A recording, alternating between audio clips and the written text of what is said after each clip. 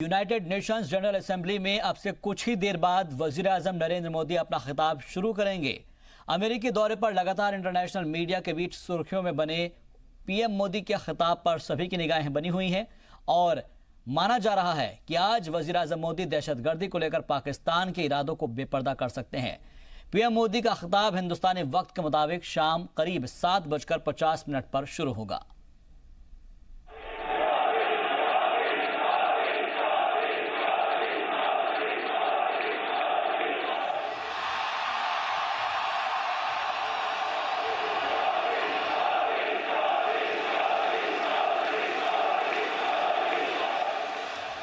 अब से कुछ ही देर बाद वजीर आजम मोदी यूएनजीए यानी यूनाइटेड नेशंस जनरल असेंबली के प्लेटफॉर्म पर जब बोलेंगे तो वो महज खिताब नहीं होगा, वो दहशतगर्दी के खिलाफ ऐसा ऐलान जंग होगा जिसकी दहाड़ से पाकिस्तान अभी से कांप रहा है, क्योंकि पाकिस्तान भी जानता है कि मोदी दहशतगर्दी को मिटाने का हदफ ले चुके हैं और वो दहशतगर्दी पर जीरो टॉलरेंस की पॉलिसी पर चल रहे हैं। वजीर आजम मोदी यूएन के अपने खिताब में दहशतगर्दी पर जबरदस्त चोट करेंगे। दहशतगर्दी पर इंटरनेशनल कॉन्फ्रेंस बुलाकर ग्लोबल हमला करने को कहेंगे। दुनिया को क्लाइमेट चेंज पर अभी नहीं या कभी नहीं का फॉर्मूला देंगे। यूएन के प्लेटफॉर्म से वजीर आजम फिर अपनी बात दोहरा सकते हैं कि यूएन जैसी तंजीम होते हुए भी दुनिया अलग अलग प्लेटफॉर्म्स पर बटी हुई क्यों है। पीएम मोदी दुनिया के सबसे बड़े जमहूरी मुल्क को यूएनजीए से बाहर रखे जाने पर चोट कर सकते हैं। हमने सोचने की जरूरत है, क्या कारण है कि यूएन जैसा इतना अच्छा प्लेटफॉर्म हमारे पास होने के बाद भी अनेक जी समूह बनाते गए। आज हम कई जी की बातें करते हैं जिसके नंबर बदलते रहते हैं, कभी G4 होगा, कभी G7 होगा, कभी G20 होगा, हम बदलते रहते हैं। क्या आवश्यकता नहीं है कि हम G1 से आगे बढ़ करके G-all की तरफ कदम उठाएं? साफ है कि वजीर आजम दुनिया को ऐसा पैगाम देने जा रहे हैं जिस पर गौर करने के लिए दुनिया के सारे मुल्क मजबूर हो जाएंगे। पीएम मोदी हिंदुस्तान की कदीम रिवायत, कल्चर और आइडिया को भी दुनिया के सामने रखेंगे। भारत एक देश है जिसकी वेद काल से परंपरा वसुधैव कुटुंबकम की रही है। भारत एक देश है जहां प्रकृति के साथ संवाद, प्रकृति से कभी संघर्ष नहीं, ये भारत के जीवन का हिस्सा है। पीएम मोदी साफ तौर पर एक बड़ा पैगाम देने जा रहे हैं। 2019 में दोबारा चुनाव जीतकर आने के बाद प्रधानमंत्री मोदी जितने भी अंतर्राष्ट्रीय मंच पर गए, जितने भी दुनिया के नेताओं से मुलाकात की, उन्होंने अपनी हर मुलाकात में वर्ल्ड लीडर्स से यही बात कही कि आतंक में गुड और बैड का फर्क करना घातक है और एक अंतर्राष्ट्रीय सम्मेलन बुलाकर पूरी दुनिया को आतंकवाद के खिलाफ एकजुटता दिखानी चाहिए। यानी कुल मिलाकर प्रधानमंत्री मोदी बिना किसी लाग लपेट के आतंकवाद के खिलाफ अपना संदेश साफ शब्दों में दुनिया को दे रहे हैं। लेकिन अभी तक यूनाइटेड नेशन टेररिज्म की डेफिनेशन नहीं कर पाया है।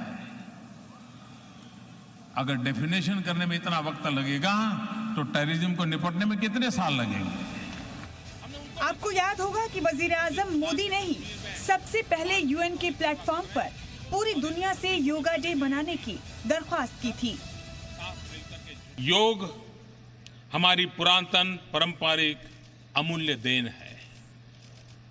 योग मन व शरीर, विचार व कर्म, संयम व उपलब्धि की एकात्मता का तथा मानव व प्रकृति के बीच सामंजस्य का मूर्त रूप है।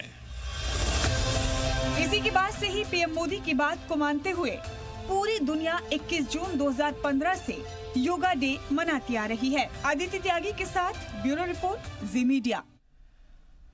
आज पीएम मोदी जब खिताब करेंगे तो पाकिस्तान के पीएम इमरान खान की बोलती बंद होना तय है, क्योंकि दहशतगर्दी पर अड़ियल रुख अपना चुके पाकिस्तान को समझाने की हिंदुस्तान की हर कोशिश अब तक नाकाम हुई है। ऐसे में पीएम मोदी अपने खिताब में दहशतगर्दी पर जमकर हमला करेंगे और दहशतगर्दी को खत्म करने के लिए टेरर फंडिंग की नकेल कसेंगे और मुमकिन है कि स्टेट स्पॉन्सर्ड दहशतगर्दी को पूरी तरह से खत्म करने की कॉल देंगे। प्लेटफॉर्म पर जब पीएम मोदी आज बोलेंगे तो इस तारीखी खिताब से पाकिस्तान में बैठे दहशतगर्द और इंसानियत के दुश्मन खौफ से कांप उठेंगे।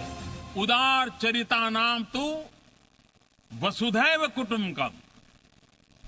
उदार बुद्धि वालों के लिए तो संपूर्ण संसार एक परिवार होता है, कुटुंब है। अब से तकरीबन 35 मिनट बाद वजीर-ए-आज़म नरेंद्र मोदी यूएन के प्लेटफॉर्म से दहशतगर्दी पर सबसे बड़ा हमला करने वाले हैं। दहशतगर्दी के खिलाफ फैसलाकुन जंग का ऐलान करने वाले हैं। अब समय आ गया है कि आतंकवाद के खिलाफ और आतंकवाद को बढ़ावा देने वालों के खिलाफ निर्णायक लड़ाई लड़ी जाए।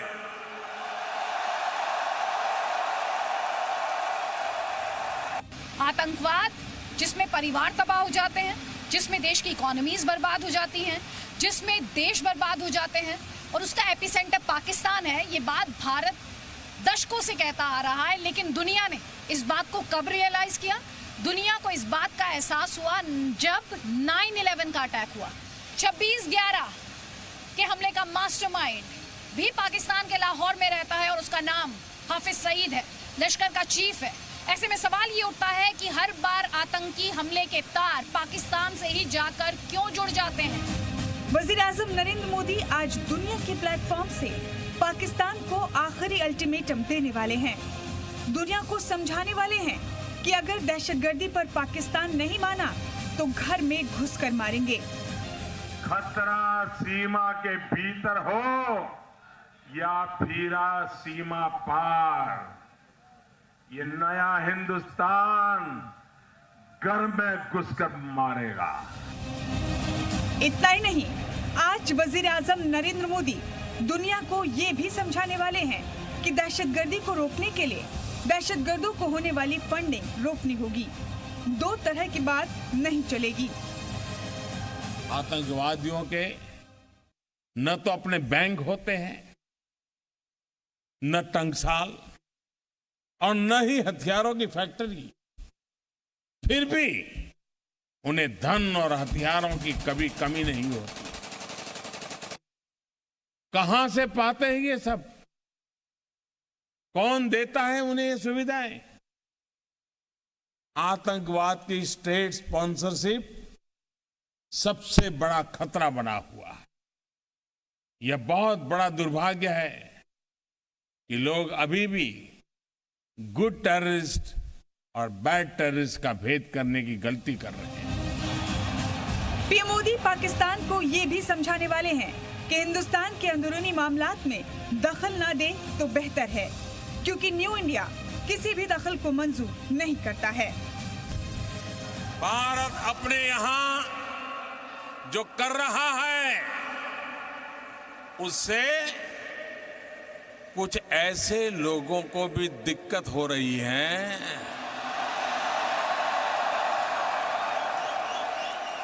जिनसे खुद अपना देश संभल नहीं रहा है।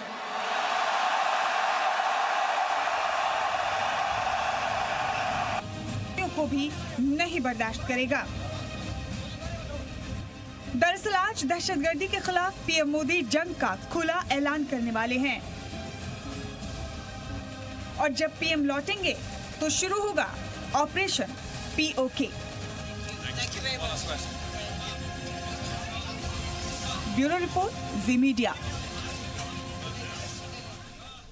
अमेरिका में अब से कुछ ही देर बाद, जिसे UNGA यानी कि यूनाइटेड नेशंस जनरल असेंबली कहते हैं, वहां पर वज़ीर-ए-आज़म मोदी के खिताब का इंतजार किया जा रहा है और पूरी दुनिया इंतजार में है। इस बारे में आपको बताना जरूरी है, जहां फॉरेन पॉलिटिक्स के जानकार UNGA को बैनुल अक़वामी सतह की छोटी पार्लियामेंट कहते हैं और यहाँ पर बैनुल अक़वामी मुद्दों पर चर्चा होती है, तजवीज़ पेश किए जाते हैं और पीएम मोदी का UNGA में 2014 के बाद आज दूसरा खिताब होगा।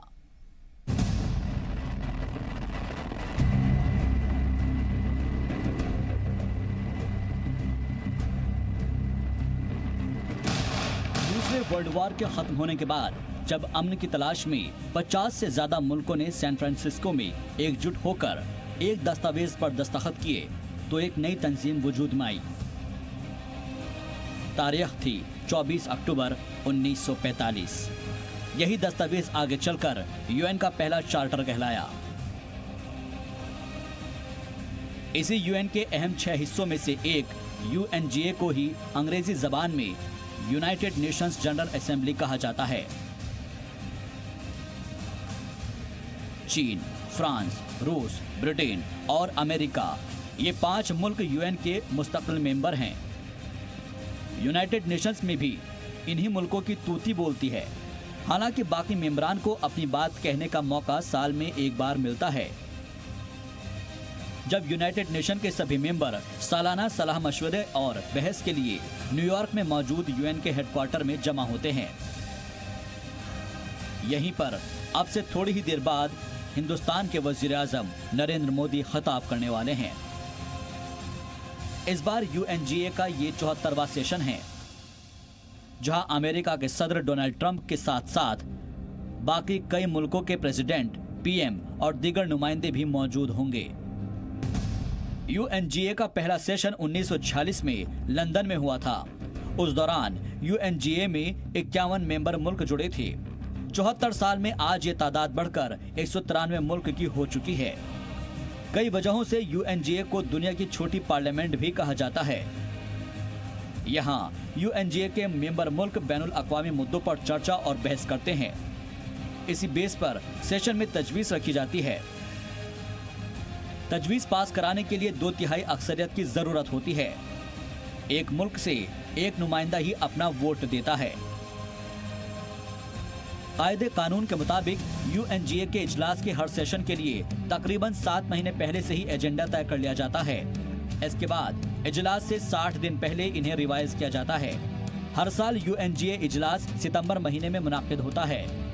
UNGA में अलग अलग मुल्कों के नुमाइंदे कहां बैठेंगे, इसका फैसला भी मुल्कों के नाम के अल्फाबेट के हिसाब से लिया जाता है। वहीं पहली सीट पर किस मुल्क के नुमाइंदे होंगे, इसका फैसला सालाना तौर पर बैलेट ड्रॉ के जरिए सेक्रेटरी जनरल करते हैं। कुल मिलाकर UNGA ही UN की इकलौती ऐसी तंजीम है जहां सभी मेंबर मुल्कों को एक बराबर नुमाइंदगी मिली हुई है। यहां हर मेंबर मुल्क को अपनी बात कहने के लिए सिर्फ 15 मिनट मिलते हैं। चर्चा यही है कि थोड़े में बहुत कर देने वाले PM मोदी इन 15 मिनटों में इस बार पाकिस्तान को चारों खाने चित कर सकते हैं। न्यूयॉर्क से अदिति त्यागी के साथ अमित प्रकाश, जी media.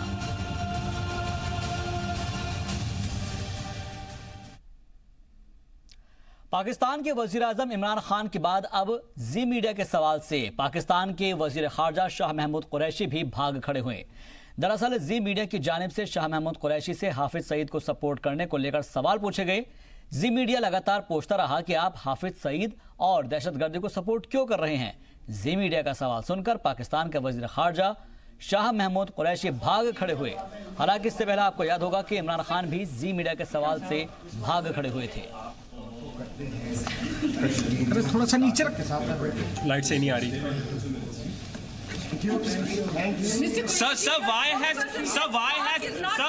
why has Pakistan supported Hafiz Saeed? आप आतंकवाद Sir, why are you supporting terrorism? Sir, why are you supporting terrorism? Sir, चलिए बढ़ते आगे। वजीर दिफा राजनाथ सिंह ने जम्मू कश्मीर पर बयान देते हुए कहा है कि पुलवामा के कुछ दिनों बाद हमारे एयरफोर्स के जवानों ने कार्रवाई की। बालाकोट के बाद हमारे वजीर आजम पाकिस्तान को खबरदार किए और वाज़ेह पैगाम दिया कि पहले हम छेड़ते नहीं और बाद में हम छोड़ते नहीं। जो मुल्क अपने जवानों को इज्जत नहीं दे पाता उसे कोई याद नहीं रखता। वजीर दिफा ने कहा कि फौज के शहीद जवानों को मैं सलाम करता हूं। अगर हम उनके साथ खड़े होते हैं इसका मतलब हम उनकी शहादत का एहतराम करते हैं। इस बात से इनकार नहीं किया जा सकता कि कच्छ से लेकर केरल तक हमारे पड़ोसी मुल्क में दहशतगर्दी की किसी भी बड़ी वारदात को अंजाम दे सकते हैं दहशतगर्द। और मुल्क का वजीर दिफा होने के नाते मैं आपको यकीन दिलाता हूं कि हमारे मुल्क की सिक्योरिटी पूरी तरह से सख्त है। मुंबई हमले जैसा दोबारा नहीं होने देंगे।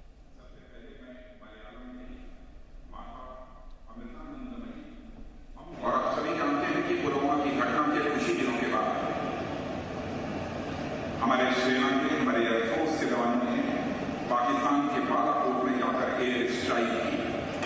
बालाकोट में आतंकवादियों को मारने के बाद जम्मू में कश्मीर से आने वाले सेबों की कमी के चलते ताजिरों में हड़कंप मचा हुआ है और जिससे सेबों के साथ साथ और भी फ्रूट्स की कीमतों में इजाफा हो सकता है। बात करें जम्मू फ्रूट मंडी की तो इस वक्त कश्मीर से आने वाले सेब की कमी से काफ़ी मसाइल खड़े हो गए हैं। ना ही कश्मीर में जम्मू के लिए सेब कश्मीर से आ रहा है और ना ही कश्मीर के लिए गाड़ियां जम्मू से रवाना हो पा रही है। ऐसे हालात में फ्रूट मंडी के ताजिरों और कारोबारियों समेत वहाँ पर रहने वाले लोगों को परेशानियों का सामना करना पड़ रहा है। फल ताजिर, कारोबारियों और डीलरों ने इस पर क्या कुछ कहा ये आपको सुनाते हैं। देखो जी, पिछले साल इन दिनों में हम कम से कम जो रोज़ का 15,000 समझो 16,000 पेटी उतारते थे। आज की डेट में हमारे पास 1,500 या 2,000 नग टोटल आ रहा है। हाँ जी, अगर यही हाल रहा तो अगर ऐसा ही काम रहा तो हमारा मुश्किल है। जो पिछले साल में हम समझो 2,000 या 1,500 रुपये रोज़ का कमाते थे, आज की डेट में हम 200 या 300 रुपये टोटल कमा रहे हैं। इसीलिए हमारे बच्चों का जो खर्चा है वो बड़ी मुश्किल में हो जाएगा। और सरकार के लिए इसे जो मजदूर है जो मेरी फ्रूट मंडी के, इन लोगों के लिए इस सरकार को कुछ करना चाहिए। सर, मैं लेबर फ्रूट एसोसिएशन से ये दरख्वास्त करूँगा कि हालात पे थोड़ा काबू करें। कश्मीर में ये जो गाड़ियाँ आने जाने के लिए दिक्कत नहीं होना चाहिए। गाड़ी वाले बोलते हैं कि उधर हमको पत्थर मारते हैं सर, टायरों को गोलियां भी मार रहे हैं कल परसों से सर। इसलिए अगर ऐसे हालात रहे तो हम मजदूरों का जीना मुश्किल हो जाएगा सर। हमारे बच्चों के जो है लाइफ बिल्कुल सर इसी पे डिपेंड है। हम आज 10 दिन से आए यहाँ जम्मू में गाड़ी लेके, गाड़ी जम्मू लोड नहीं हो रहा, श्रीनगर से ऊपर से माल नहीं आ रहा है। खर्चा तो होगा ना, गाड़ी रुकेगी तो एक दिन 5 खर्चा तो लगेगा ही ना। खर्चा लगेगा, 10 दिन से इधर रुके हुए, ऊपर से माल आ नहीं रहा है। बहुत ज़्यादा प्रॉब्लम आ रही है हमारे को, बहुत ज़्यादा मुद्दा है। मद्दे की मार झेल रहे हैं, कोई बच नहीं रहा और यहाँ पे माल नहीं मिल रहा। एक भी ट्रक माल जहाँ से जम्मू से नहीं जा रहा, एक गाड़ी भी नहीं जहाँ से लोड हो रही है। अगर हो रही खाने पीने का कोई चोरी छिपे लेकर जा रहा है। बाकी बद से बुरा हाल है, ट्रांसपोर्ट लाइन का ये बुरा हाल है कि कंडक्टर ड्राइवर का रोटी खर्चा भी नहीं हम निकाल पा रहे। ये कहना चाहते हैं कि ऑटो वालों का बुरा बेहाल हो गया है कि घर से जैसे बच्चों की ट्यूशन की फ़ीस या बच्चों की स्कूल की फ़ीस नहीं दे पा रहे हैं। उधर से क्योंकि मंडी में माल नहीं आ रहा है, सुबह से हमने भूनी भी नहीं होती, कई मेरे 200-300 का काम होता है।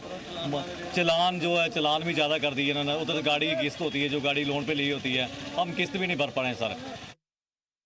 कि इस वक्त सेब का सीज़न जम्मू में पीक में होता है और इस वर्ष यूटी बनने के बाद 370 के सब सेक्शंस एब्रोगेट होने के बाद कुछ ऐसे हालात बने हैं।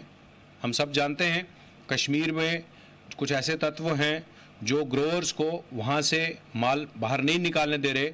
उसकी वजह से इन दिनों, जैसे अभी आज के दिन की मैं बात करूं तो मंडी में इन दिनों 200 से 250 गाड़ी होती थी, जो आज के टाइम में किसी दिन 10 गाड़ी, किसी दिन 5 गाड़ी, किसी दिन 15 गाड़ी इस तरह से आ रही हैं। और चूँकि आपस में राब्ता भी नहीं है और प्लानिंग नहीं हो पा रही, और हमें अंदेशा है क्योंकि जम्मू का जो व्यापारी है वो मुख्य तौर पे इंतज़ार करता है इन दिनों, खासकर हमारे फ्रूट मंडी के व्यापारी सरकार के साथ मिलके ये काम करना चाहते हैं कि जो डिमांड और सप्लाई का जो गैप है वो ज़्यादा ना हो, ताकि कीमतें भी स्थिर रहें और व्यापारियों का नुकसान भी कम।